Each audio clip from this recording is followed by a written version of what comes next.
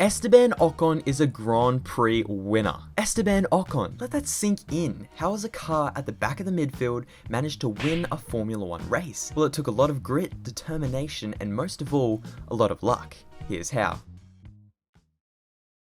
The 2021 Hungarian Grand Prix has to go down as one of the strangest, most unique races in the history of Formula 1, and there were so many different factors that all contributed to Ocon's success. Let's start at the beginning.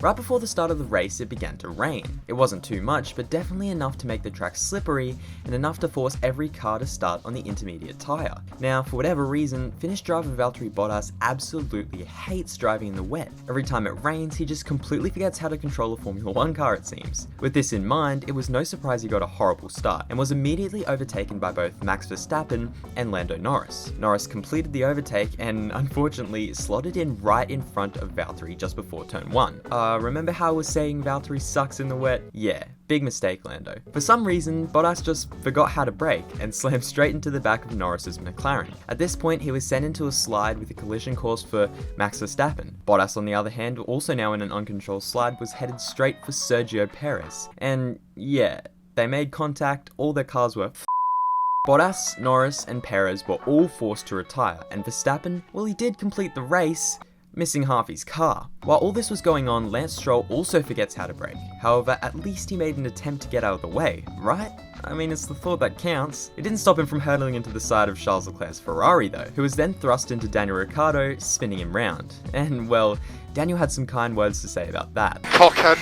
So at this point, we're one turn down and 5 cars are already out of the race. Not just any 5 cars, probably the biggest challengers to Lewis Hamilton, who, by the way, went through turn 1 completely unscathed and was already a couple miles down the road when all this happened. Esteban Ocon, on the other hand, who started 9th by the way, wow.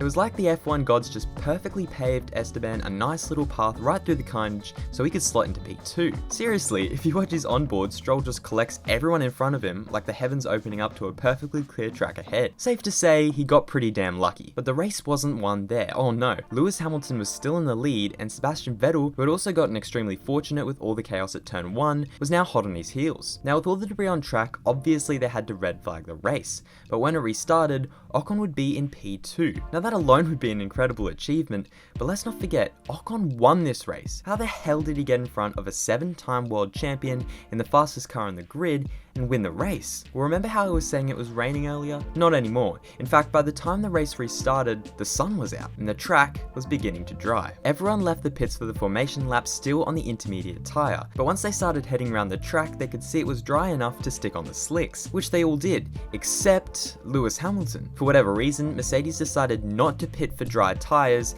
and Hamilton was the only driver to line up on the grid for the restart. Everyone else was in the pits. By this point, it was clear Mercedes had made a mistake, and Hamilton pitted at the end of the first lap to make the switch, and was overtaken by every other car on track, meaning Ocon was now leading the race. But just because he was leading doesn't mean he'd won. There was still 65 laps to go, and he had 4-time world champion Sebastian Vettel hot on his heels. But there's something very interesting about the Hungaroring. You can't overtake. The Hungaroring is notorious for being extremely difficult to overtake at, something Vettel discovered throughout the course of the race. Yuki Tsunoda was also stuck behind Nicholas Latifi, who was in P3. Like, come on, Latifi in P3? Anyway, the Williams had absolutely no pace, but no one could get past him, so he was able to hold back most of the field and allow Ocon and Vettel to create a nice little gap out front. So at this point you're thinking it's a 2-horse race, Ocon or Vettel. It's extremely difficult to overtake here. The best car on the grid is at the back of the grid, so you might think Ocon's done it. Not quite. Whilst Lewis Hamilton was right at the back, he wasn't going to give up that easily. For the first part of the race, Hamilton was stuck at the back of the pack. He couldn't overtake, so Mercedes decided they needed to try and pit him to try and undercut the cars in front, which they did to great effect, and Hamilton could get going again. At some point, they pitted him again for the medium tyre, and Hamilton had incredible pace. He was lapping over 3 seconds a lap quicker than Ocon at some points, and was just eating up the field, overtaking everyone in front of him, until he got to Fernando Alonso in P4. Now keep in mind, no matter how difficult it is to overtake at a track, if you're lapping 3 seconds a lap quicker than the car in front, you should make light work of them,